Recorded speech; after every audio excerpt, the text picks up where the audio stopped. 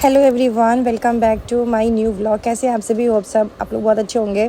तो आज का वीडियो मैं स्टार्ट कर रही हूँ सरगी से। हाँ जी, मैं तीज का सरगी खा रही थी 3:30 बजे के करीब में, तो पतिदेव भी उठ गए थे।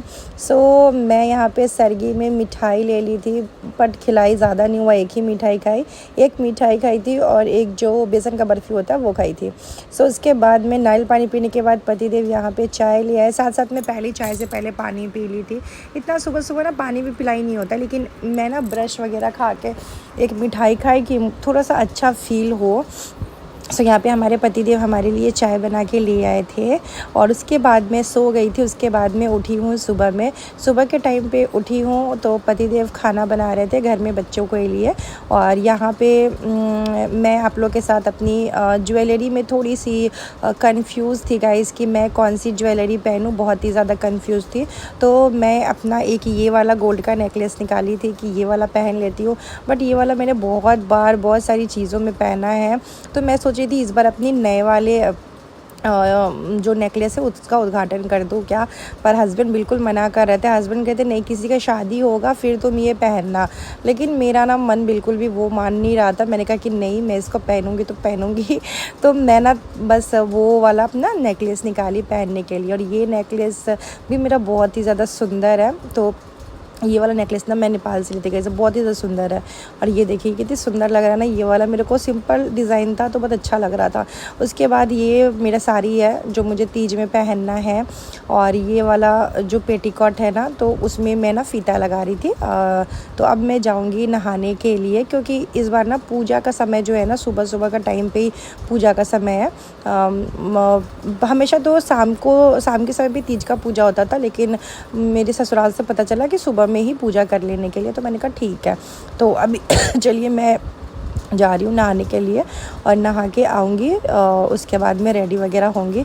मैं सोच रही थी 3 चुन्नी है मेरे पास। तो ये तो मेरी शादी की है, जो मेरे हाथों में वो मेरी शादी की है। तो हस्बैंड बोले ये वाला पहन लो, तो मैंने कहा ठीक है।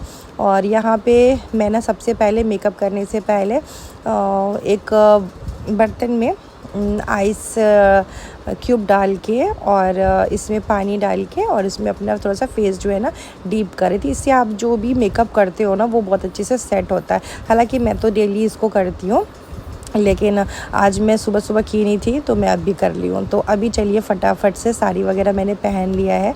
कुछ इस तरीके से मैं साड़ी पहनी हूँ। हमारे यहाँ ना कोई भी पूजा पाठ होता है ना, तो इसी तरीके से साड़ी जो है ना पहनते हैं तो ज़्यादा अच्छा लगता है। तो वट सावित्री में तो मैं दूसरे डिज़ाइन का साड़ी पहनी थी, लेकिन अभी मैंने सोचा कि नहीं, थोड़ा सा इस टाइप की पहनती हूँ, क्योंकि ये वाला साड़ी ना इस टाइप का पहने हो तो अच्छा भी लग रहा है। सो आप लोग बताइएगा कि कैसा लग रहा है गाइस। उसके बाद मैं अपना मेकअप की जो भी थोड़ा बहुत सा मुझे मेकअप आता है, जो भी अपने डेली करती रहती हूँ मेकअप, तो उसी में से ये मेकअप मैं की हूँ। फाउंडेशन और लैक्मे सीसी एंड उसके बाद वाटर क्रीम, ये सारी चीज़ें।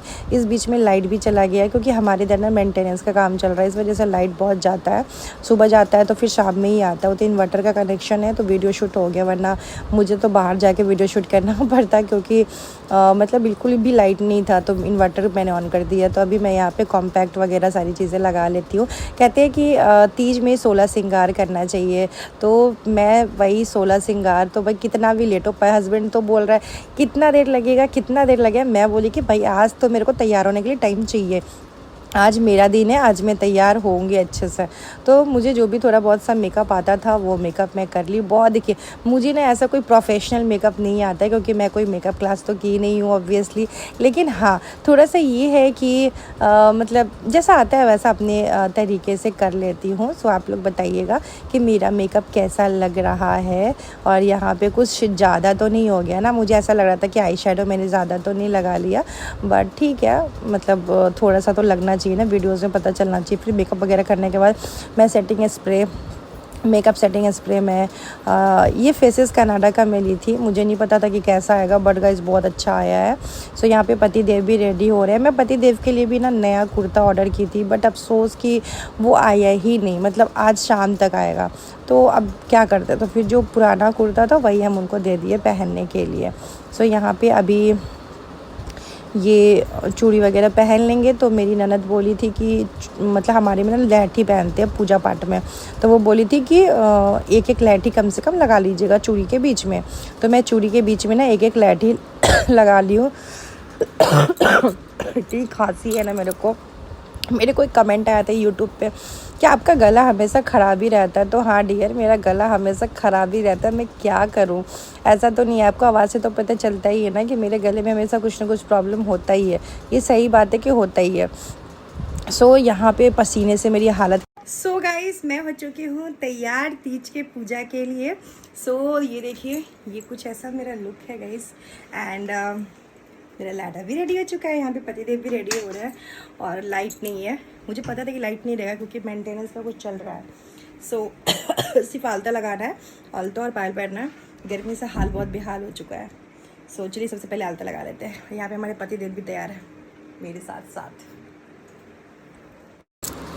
उसके बाद मैं यहाँ पे अपना पौजेब पहनने लगी थी। अब पूजा पाठ में मैं तो ये पहनती हूँ, वरना मैं तो मतलब पहनती नहीं हूँ पौजेब। मुझे बहुत भारी भारी सा लगता है इस वजह से। तो अभी मैं पौजेब पहन के फिर आलता लगाऊंगी। कल मैं नहा खा के दिन ना आलता लगा ही नहीं पाई थी, मतलब मुझे बिल्कुल भी ध्यान नहीं था। मुझे रात में ध्यान आया कि अरे यार मैंने आलता तो लगाया ही नहीं। बट अब जो गलती हो गया वो मैं क्या ही बताऊँ। फिर मैं रात में सोची कि लगा लेती, फिर मैंने कहा रहने दो, अब कल सुबह ही लगाऊंगी। तो अभी मैं आलता भी लगा लेती हूँ। नहा खा के दिन भी आलता लगाते हैं, पर मुझे बिल्कुल भी याद नहीं था, मतलब दिमाग से निकल गया था क्योंकि सारी चीज़ें अकेले खुद ही करना पड़ता है ना, तो ध्यान नहीं रहता। इसीलिए फैमिली बहुत ज़रूरी चीज़ है। अगर आप अपने परिवार के साथ हो ना तो ठीक है, सब लोग मिल के सारी चीज़ें कर लेते हैं, लेकिन जब आप अकेले होते हो ना तो फिर सारी चीज़ें आपको खुद ही अकेला करना पड़ता है ना।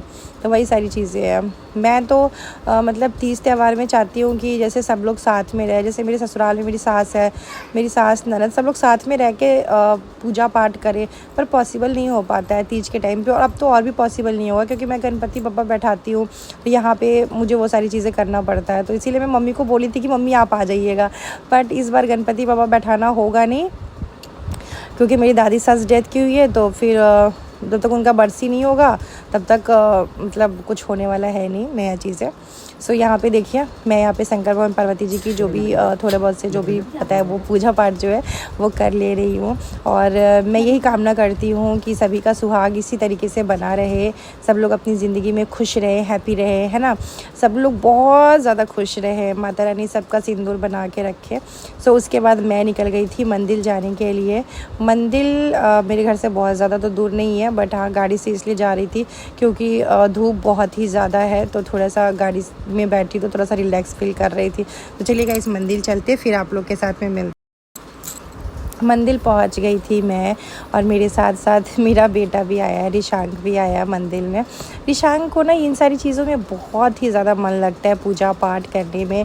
आज से नहीं, शुरू से ही ना उसको ना शंकर भगवान से ना कुछ अलग ही अटैचमेंट है, माता रानी से, शंकर भगवान से कुछ अलग अटैचमेंट है बच्चे का। तो जब भी मंदिर आते हो ना, अगर उसको लेके नहीं आओ ना तो वो बहुत ही ज़्यादा गुस्सा हो जाता है कि मम्मी मुझे मंदिर लेके नहीं गए। तो इसीलिए आज वो स्कूल नहीं गया स्पेशली कि मम्मी हम मंदिर चलेंगे आपके साथ में।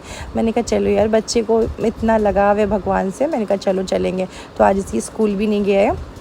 और अभी चलिए, अभी मैं जल्दी से यहाँ पे सारी पूजा पाठ जो है ना कर लेती हूँ। मंदिर में बहुत ज़्यादा भीड़ नहीं था, शायद अररिया में बहुत ज़्यादा लोग तीज नहीं करते होंगे इसीलिए। तो मंदिर में बहुत ज़्यादा गैदरिंग, बहुत ज़्यादा भीड़ नहीं था। तो मैं यहाँ पे पूजा पाठ जो है वो कर रही हूँ। और ये देखिए भोले बाबा का आप लोग भी दर्शन कर लीजिए, और हर हर महादेव लिख के। और यहाँ पे मैं ना वीडियो फेसबुक पे भी डालती हूँ और यूट्यूब पे भी डालती हूँ। अगर फेसबुक पे आपने मुझे फॉलो नहीं किया तो जल्दी से कर लीजिए। फेसबुक आईडी है मेरा यूट्यूबर अंतरा के नाम से, मेरा फेसबुक आईडी है, तो वहाँ भी मुझे आप लोग फॉलो कीजिए। और मेरा इंस्टाग्राम जो है वो है अंतरा सिंह ऑफिशियल से। सो यहाँ पे हम दोनों मिलके जल चढ़ा रहे थे, और यहाँ पे मेरा बेटा ना वीडियो बना दिया था। तो यहाँ मंदिर में जो जो भगवान जी थे सभी लोग का हम पूजा किए, नंदी जी का पूजा किए, ये सारी चीज़ें। आप व्रत करो और पूजा पाठ ना करो ना तो फिर वो बहुत बुरा लगता है कि मतलब मैं इतना तैयार हो गया, सब कुछ हो गया और एक काम क्या नहीं किया तो पूजा नहीं किया, तो वो चीज़ें मुझे बहुत बेकार लगता है। तो इसीलिए मैं पूजा पाठ ये सारी चीज़ें मुझे बहुत अच्छा लगता है, सारी चीज़ें तीज त्यौहार में बहुत सा अच्छा। तो अभी यहाँ पे बस ये ना अररिया में महादेव चौक है ना, तो वहीं पर ये मंदिर है।